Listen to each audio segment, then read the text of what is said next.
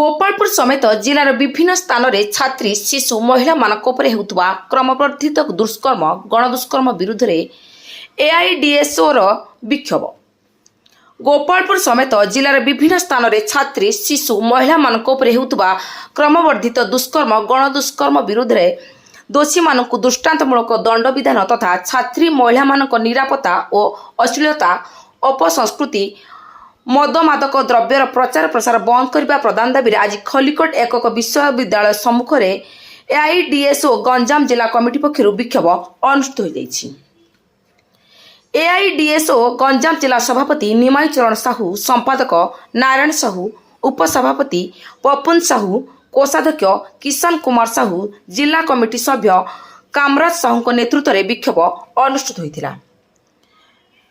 गोपालपुर समेत जिलार विभिन्न स्थान में छात्री शिशु महिला होता क्रमवर्धित दुष्कर्म गणदुष्कर्म विरुद्ध में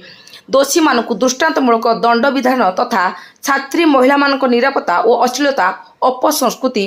मद मादक द्रव्यर प्रचार प्रसार बंद करने विक्षोभ समावेश दृढ़ दाबी उपस्थापन करा।